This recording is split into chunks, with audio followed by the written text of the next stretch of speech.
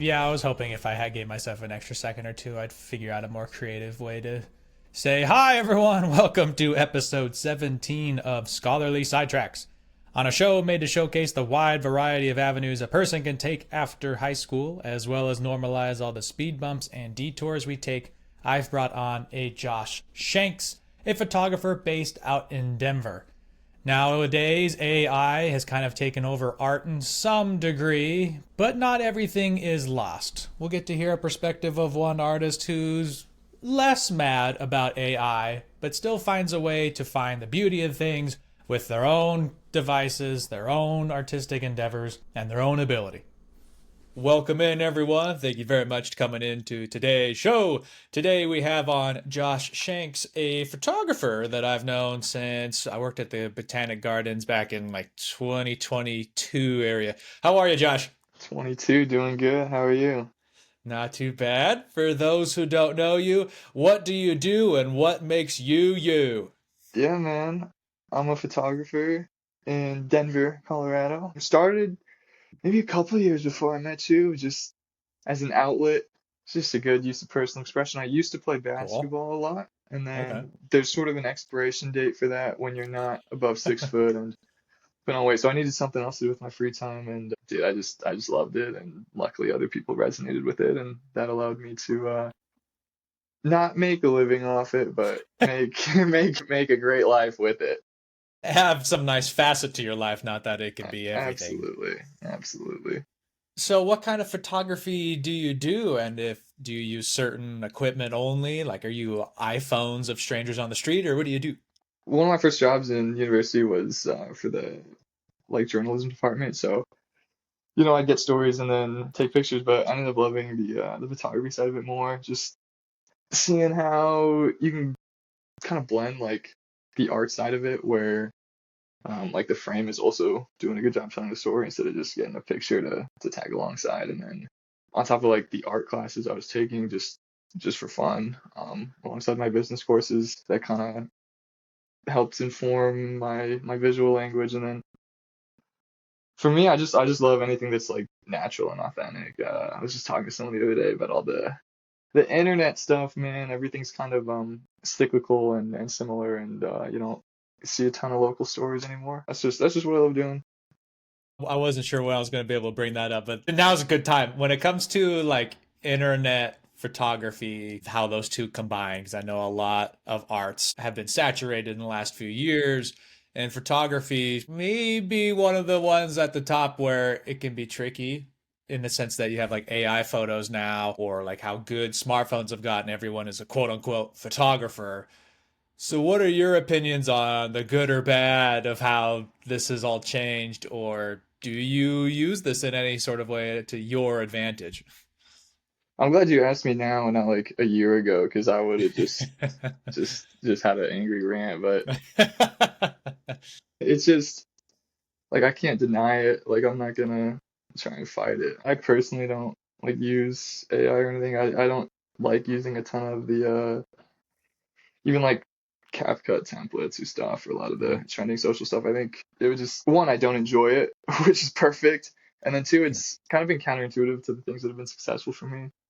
All the things that have done well for me are like word of mouth and physical media, so just prints and whatnot. Even like my social internet metrics will prove that, because all my internet traffic isn't really from organic algorithm stuff. Like people aren't just stumbling upon my thing and reacting positively to it. It's all just from like shares, like behind the scenes. I don't see anything people like send it to a family member or their friend or whatever. And that'll be cool. I see who sends what. I've gotten there's some industry people behind the scenes who've put an eye on me, so that's always Yeah, that's cool and cool. validating. Yeah, yeah, yeah. Is there anything besides just time that kind of helped more or less calm you down? Like if you say a year ago you were just raged about all the internet stuff, has anything made you feel better about it, or have you just kind of gotten over it, for lack of words? Yeah, just time and work too. I think if I wasn't validated with the work I was getting from it, then I'd be like back in the hole where I'm just kind of planning and dreaming. If you spend all your life just planning and dreaming and not actually doing anything, you're gonna be pretty frustrated.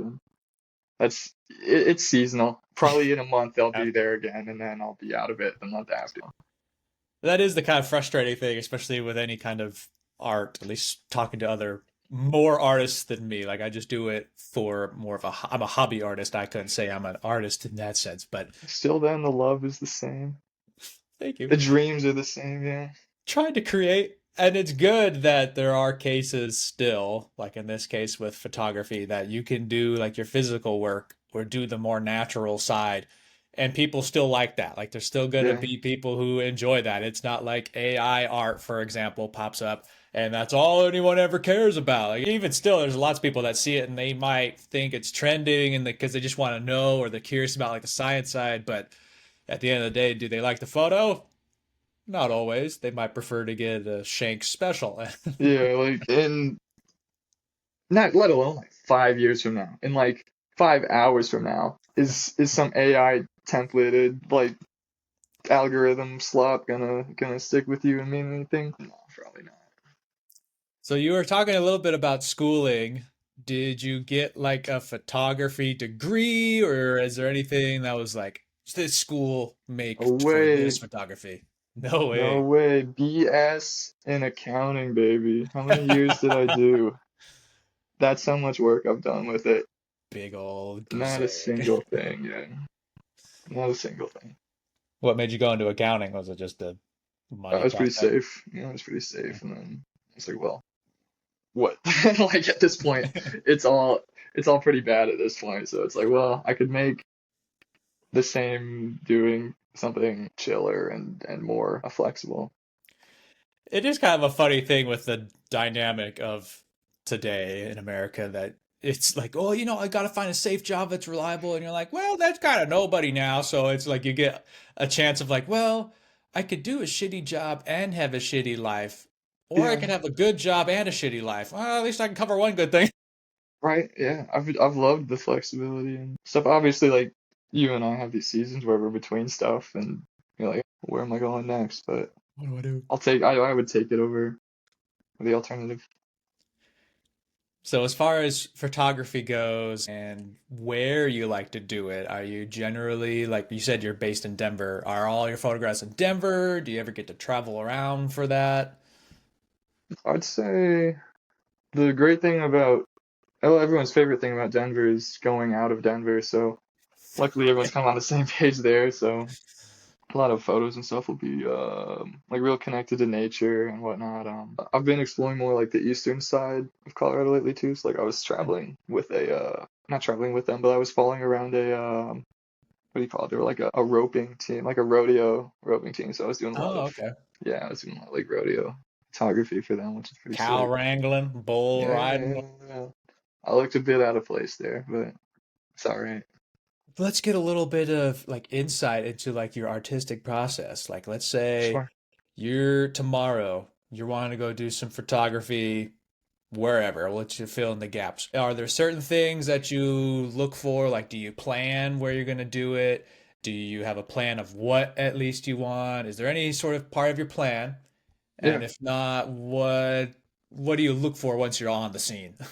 yeah, for sure. This is gonna be. I'm gonna take a step back and then kind of walk into the answer. But like when I first started, like it's so exciting. You just take a picture of whatever, and then obviously the only place you really know to outlet it is social media. So you're kind of shooting for that. But and that's why I can't be mad at the people who just like do the templates and the AI stuff. Like I was there too, and it gets to a point though where like you kind of want to add to the at least for me coming especially for with like a journalist background just kind of wanting to add to the social conversation so kind of looking at things I want to say to society like obviously this isn't no one's gonna like see it but like for me I feel like these are things that just need to be said assuming that's my audience so I've been focusing a lot on things that like just kind of say what like for now something I've been focusing on is like what Colorado culture really is. Everyone kind of talks about all the influx of outside influences and maybe the history of it, and then even like pre-European history of it. And I'm just kind of looking for like little cultural notes and stuff like that, anything that informs culture. For me, trying to think. I used to have like a running list of all my. I actually do. I can pull it up if you're interested. Sure. See what I'm working on these days.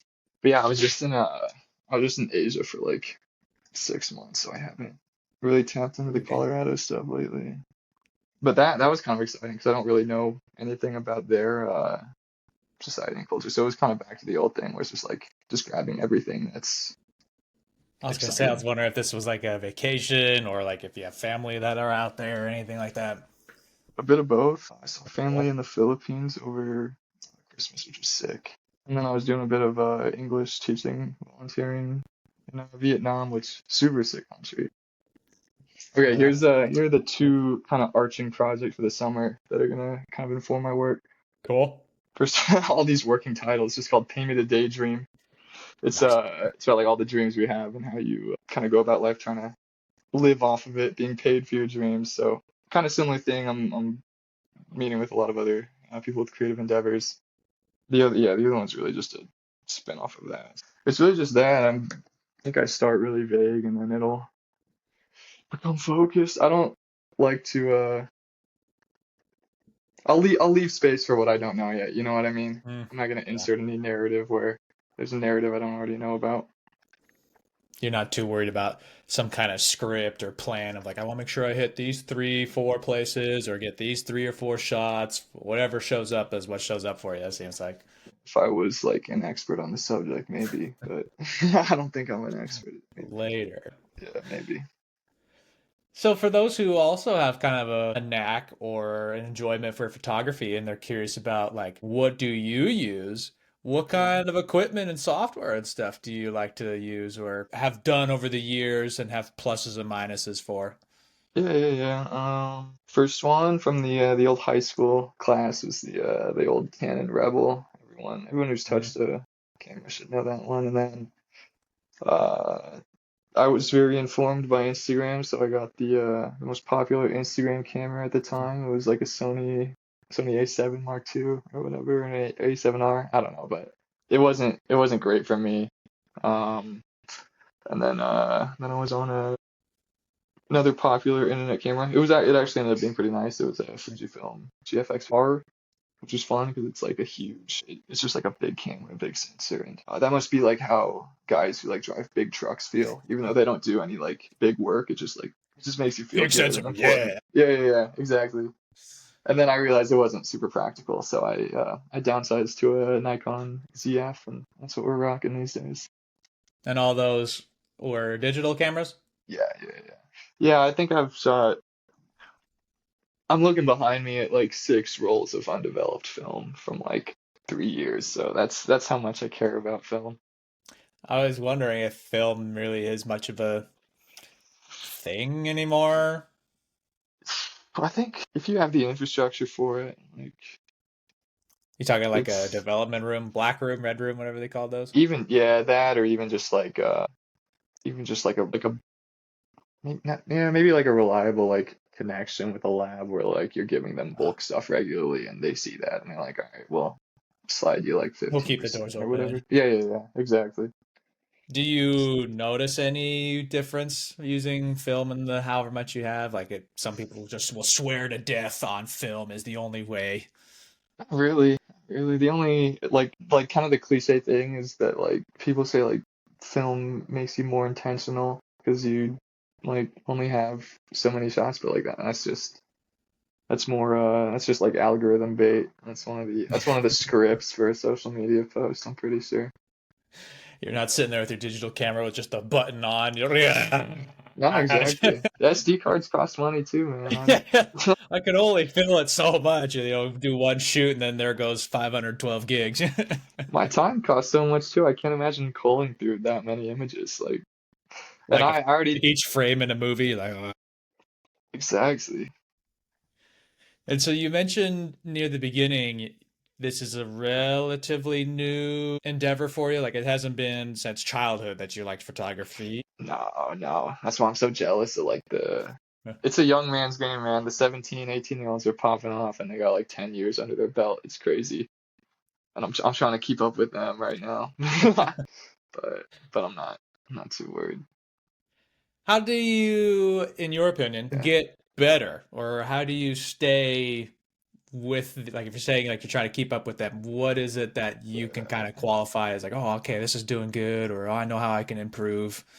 Um, One, like the obvious thing is just like saying yes to as many things as possible, and being okay with like not monetizing it. Like I would do a lot of concerts and shows up front just to like see what it's like, and then you see a lot of concert photography and you're like, oh yeah, I can replicate that, and then you go and it's like not quite, and Tough then to get the same shots. yeah, exactly, and then just you can reading is still a thing. You can read what old yeah, and then you can read what old photographers would say. They'd have their old like their contact sheets of all their photos, and then a lot of them would provide like just like commentary on their work and stuff. So that's always informative. And then even for like the editing stuff, YouTube is pretty helpful these days. Because as much as I like want it to be all natural and stuff, you kind of got to do some of the commercially stuff if you want to be commercially viable.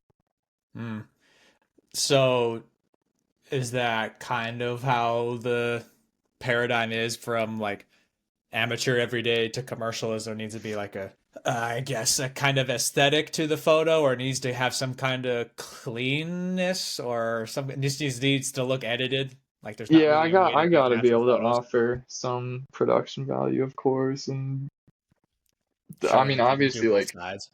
there's not a ton of efficiency in terms of like return on investment, but like people who pay for your work are gonna want at least that back. Even though like, which is silly because like realistically, if you spend $500 on a photographer, I don't think you're getting $500 Oh, I in hate when literal it value froze. back from that ad. Like it's more about like Waiting. brand identity over time. I don't know But if you no can one still wants to hear hear me, that. but Like it's not like an efficient business thing. Like it's not like as a someone who's paying a photographer, it's not like I pay them $500 and I'm gonna get $500 in return off like the video or the image. It's more just like either if it's personally as an artist for a legacy thing or for brand identity as an image. No, yeah, for brand identity as a business thing over time. Like you are not getting $500 back on that immediately, and no one wants to hear it though. It's not like I studied business or anything, guys. doesn't know anything about money. No, I'm just kidding. So commissions wise, is it common for your photographers to go out of their way to approach people to get their commissions? Is it kind of just nowadays just put your stuff up on social media and hopefully someone bites the bait? What's that like? Yeah, I think I'd say it's definitely outreach, like a photographer's outreach. I think a lot of people have different approaches though. This makes sense, of course, but like the people who talk about their approach more are the more outspoken ones. So it'll seem like everyone's like real aggressive in sending a pitch like, hey, I love your brand. Here's something I've done for a similar brand, and I feel like this would work well for you. For me, it's more like especially with like artists and musicians, it's more just about like saying, hey, here I am, I love your stuff, and if there's ever a need for something like this, or even a want for it, here's what I've done, and it's been pretty, it's been pretty good. I love it more because it's softer in that way. Like, you're still like chill and everything, and it's not like just a business transaction. And I think because of Mm. it, the product comes out better. So that's been pretty good. It'll be like 2 years down the line. Sometimes I'll get a message like, "Hey, I remembered you, and I'm down here," or like they'll pass it off to a friend and stuff, which is perfect. Hey, that's nice that people will remember you and stuff Oh to yeah, like, oh, I need a photographer for something random. Maybe they start a podcast or they're in a band or yeah, whatever. Maybe they want just photos for cutesy, romantic, whatever crap. And like, I know this one guy I saw a picture of that he took some good photos. I want something like that. Just I'm in it. yeah, exactly. Just gotta stay alive and be relevant. Something crazy. And is photography generally a solo sport? Like, do you collaborate with other photographers much at all? Is that a thing? I mean, most of the like, I don't know how to. If it's just like a few hour thing, like it's usually just me. But for like bigger stuff, definitely the things that I've made the most money from are definitely like two or three other people, either like other photographers, like light assistants, or just no one has an official title because these are all just like people I've met, but like just people helping with the production process, just adding production value. Can you give an example of what these bigger projects would be and why you need all this extra help?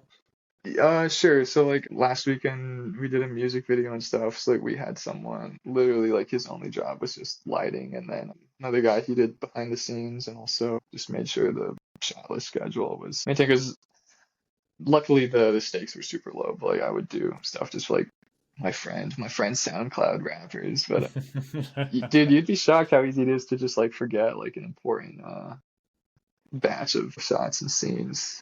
And it's just like, oh well, I'm glad it's not important.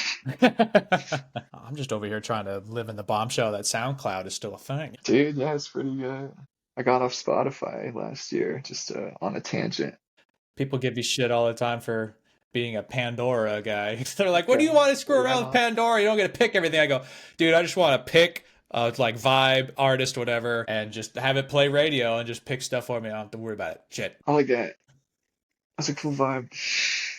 Thank you. Jeez, everyone gives me shit. Like, you Uh, want Spotify? I go, Spotify's garbage. And plus, the other way I could get by that some people get off my back is I go, Pandora gives slightly more money to the artist. And they're like, "No, yeah, okay." And there you go. again, we're still talking about like millionths of a cent per play. So it's it's like tiny. It's crazy. Dumb. Glad I'm not in music. Sorry, musicians. Uh, So, as far as whether it's your own education for whatever career you want, whether it's in photography or something that's more money making, sorry, are there any plans? Like, are you just throwing away the accounting thing, which is fine. You can say I graduated with that, don't care about that. Are you wanting to maybe go back for schooling for photography? Are you gonna just go all in on the more, I'm using wrong words here, so sorry, like unofficial way of like, hey, I'm just gonna be a photographer and that's gonna be how I get to be a photographer. yeah, I don't know. Like I'll be honest, I don't know. I've kept all the doors open. Like took I had an interview, not even like an interview, just a call screening for a entry level accounting job, and then like they were asking me questions I'd forgotten about. So if I do, I definitely need to like brush up on things and maybe take like a maybe just like a refresher course or something. But I wouldn't go back to school for that or photography.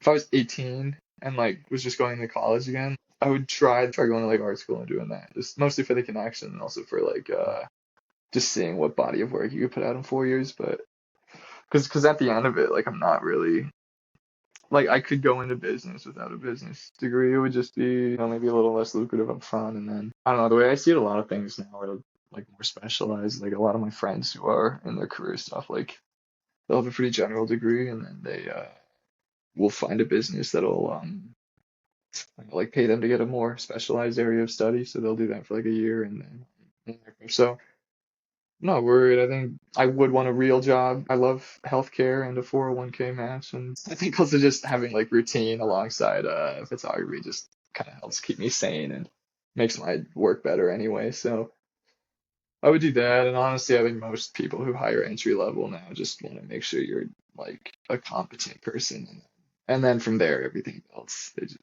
So if we remove some of the crap of necessity in life of, need money, need insurance, so, more jobs become available to that. We get rid of some of that. What's the job you want? If you were to say, right now, I want to be doing blah. dream job. Or even like stepping stone to dream job of like, I could be Okay, really like what would I comfortable. do right now? Yeah, like there's muck job, there's this job, and then there's dream job. What's that middle of like, this will be comfortable and good, or, this would be right where I'd like, if you're going to say, my dream job is full time photography. Maybe the middle job is you find work at some kind of news station and you're like a photographer for them. Like you're not like your own freelance thing. You're working for some Nah, company, it sounds whatever. awful.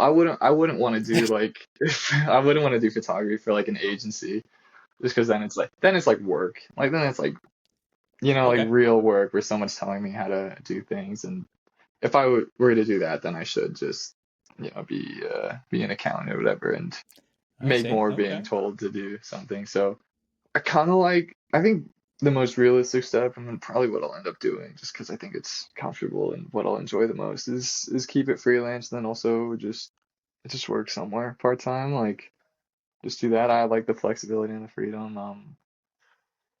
I did enjoy teaching. I was doing that for, I was in education for like 2, 3 years. So I would even just like substitute or something if I wanted, or I'll just work somewhere in childcare. Who knows, man? You're asking me the question I need to like answer, but Well, at least part of that yeah. no answer is that at the end of the day, you want to keep photography as this still like special thing to you. Like Oh, it's for it's an sure. enjoyment, it's a process, that's an outlet that you don't Yeah, want it to be your job. If you happen to make money from it, cool, but that's going to exactly. be because of your own thing, your own shtick with it. Exactly. And that doesn't like mean I love everything I do, but that just means like I'm able to like kind of pick my projects, and when I pick them and as they come, I can like take or reject whatever.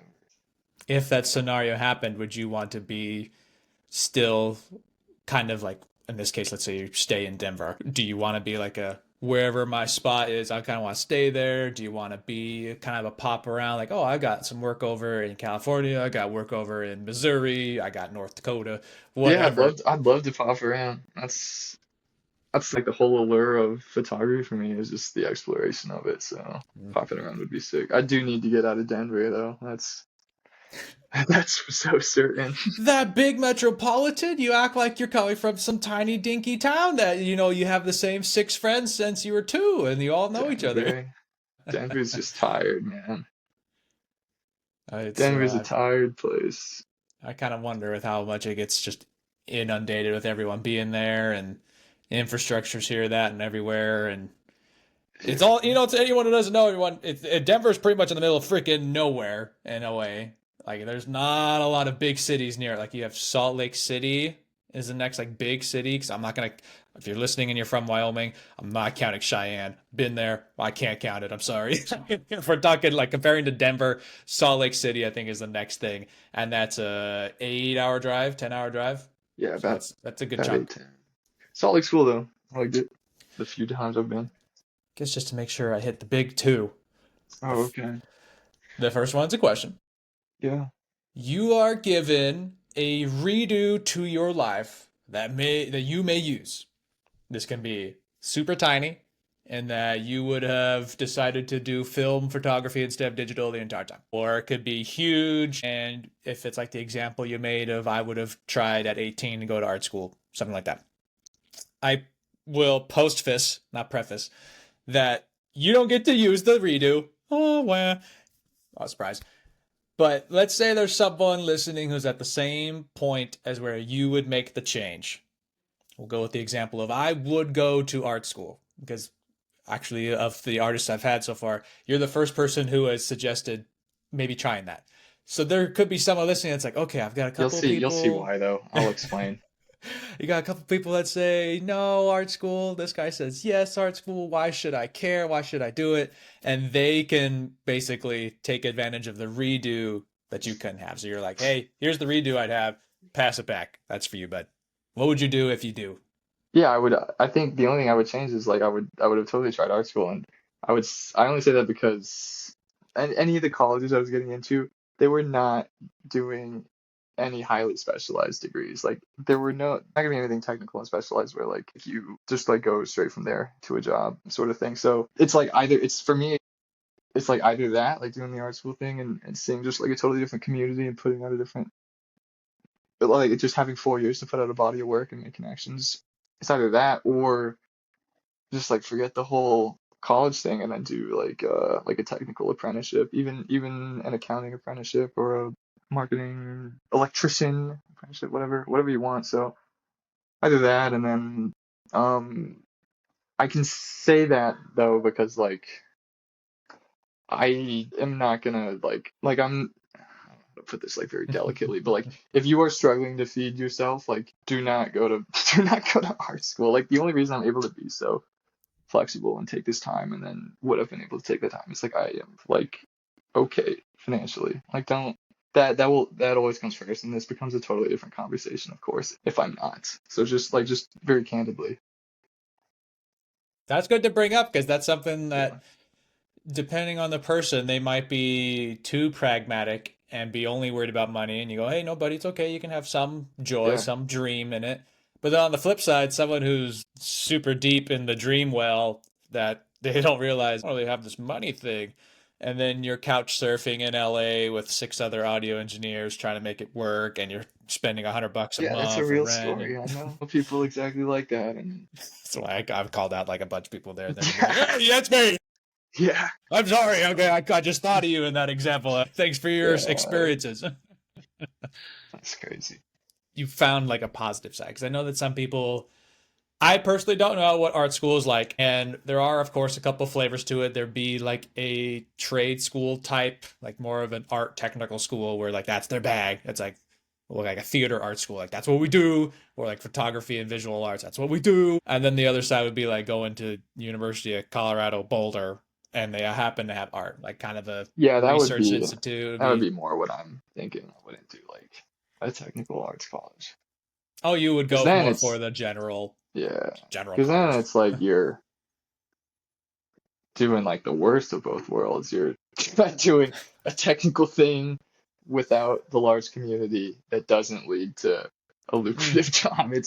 It's three strikes, man. It's not gonna. It's too, in your opinion, it's too narrowed of like everyone's here to do photography or whatever, but we're Yeah, all trying to be famous, big or whatever, or do decent.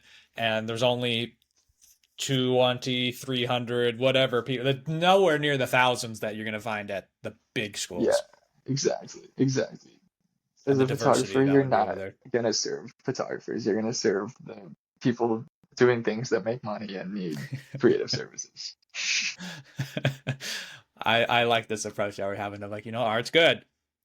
Yeah, You need money too. yeah, exactly. Okay, this is the big one. It's not that big. It's actually the easiest one because I am going to step to the side. I always Uh-oh. make sure that I give time to my guests in an unfettered fashion, prompted in only one regard.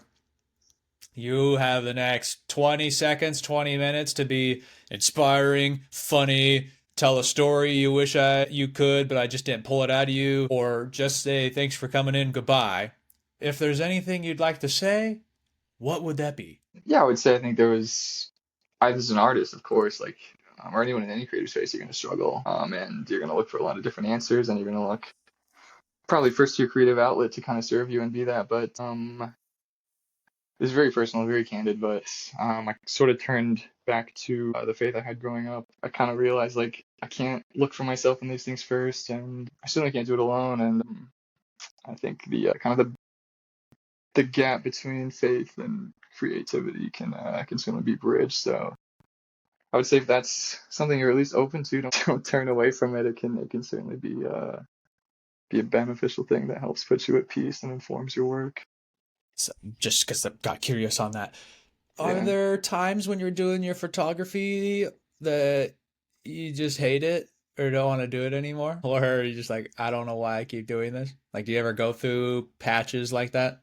Uh, for sure, I guess. Like with any job, like you're gonna look at the work pile up, and be like what even is the point of it? But Is there I think the something best in it that validation, keeps you going back? yeah, the best validation, of course, is when people get like some body of work and they're in it and they're like, oh, like I didn't see myself this way, and they just feel better about themselves, and that's always the best thing. That makes me feel better about myself, and it's a great circular, connected thing.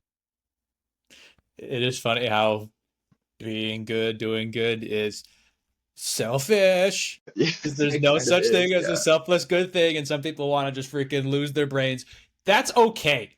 yeah, There's the evolution, whatever it is, God given, evolution given, whatever, random luck given, that when you do a good thing, it feels good, so that you want to keep doing it and then to spin that wheel forever and ever. That's okay yeah, to recognize that. exactly. I think What's I the left spiel? off, yeah, I think I left off the last bit of my spiel there, which was like I realized like it's just life. It's gonna be over pretty soon, and, It's and over. But no, like seriously though, like if you're not doing something that like makes you feel bigger, like there's thousands of jobs you could do. Like you do a job and then do something else, or there's a million different flexible things, and all this life is. It's just the opportunity to like prepare your soul for whatever's next, I suppose. So there you go. There's my quarter life crisis for you, Bryce. Well, at least there's the positive spin of it of, Yeah, yeah. you came out of it with like flexibility in head of like these things aren't totally permanent. Like I don't have to do accounting forever and ever. No, I don't have to do exactly. this thing or that or the other. I can add or subtract or change whatever I need to. Exactly. All right.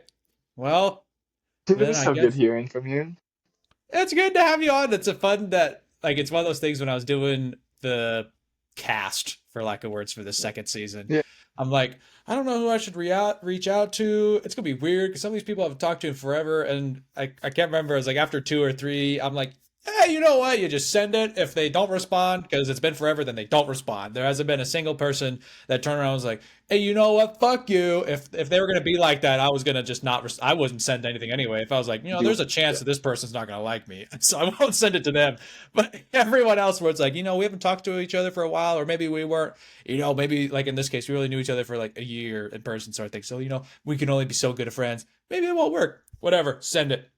Either it works or it don't, and it's been working. That's great. That's great. Where do you post these, by the way? So for the podcast itself, they end up on Spotify and Amazon. Okay. I know, and I was curious about what I'd wanted to do, and everyone's like, just put it there anyway. It's a small podcast. You can worry Yeah. about it later. I'm like, okay. So Spotify, Amazon, Apple Music, or Apple Okay. Podcasts, the big three. And when this season comes out, when people are listening, this will be happening. I'm going to put up the videos of these interviews onto YouTube. Sick. I'm going to ask people if they're comfortable with having their face on. It's If they're fine. I'll not, I've got a sign buddy of off right mine. now. He signed it. You all saw it. I got a graphic design buddy of mine who's making like a little like template video thing that I just put like a caption video for those, so you can still hear it but have something to watch if you want the YouTube way. And then a couple shorts here and there I take from every interview I use for like TikTok and such, just to try and pull people in some more. That's the game.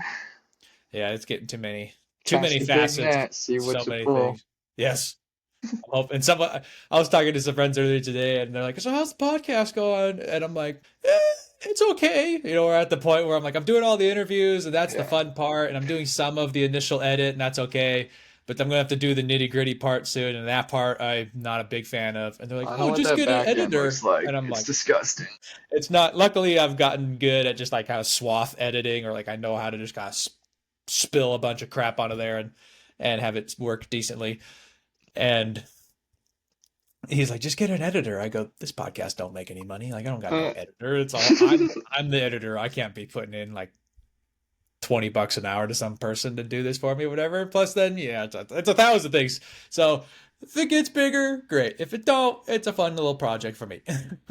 right. All right. That's dope.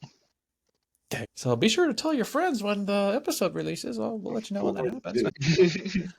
I'm gonna start a stream farm. I'm gonna just have you're gonna see like a 500% increase There's this on big spike views on that just where the mine. hell that come from? And they're all here for Josh's episode? Hey, whatever. Yeah. Well, thanks again for being on the show. This has been real fun. Of course, man. I'll keep in touch. For sure. And thank you to all you listening. We'll be back again sometime. Have a good one until then. Bye-bye for now. As we wrap things up, I'd like to say thank you again for listening and to Josh for joining me. By sharing these stories, we hope to either inspire you onto this new path, shed light on how one may navigate the world of photography, or in the very least help show you that whatever directions you take, you are golden. No life is a straight line, so embrace all the weird and wonderful sidetracks you've taken and probably will take in the future. If and when you decide to take on a new sidetrack, be sure to do your own research, ask around, reflect on what you hope to achieve, and remember your journey will be unique to Josh's even if you decide to pursue photography. In the end, this is a podcast of experiences, opinions, and open conversation, not a source of permanent truths. We'll end the show with a thank you to Kyle Tankersley for writing the song set as the intro and outro to this show, performed by Cranky Tank and the Fixers, copyright 2019. Avalon. We'll see you all next time, right?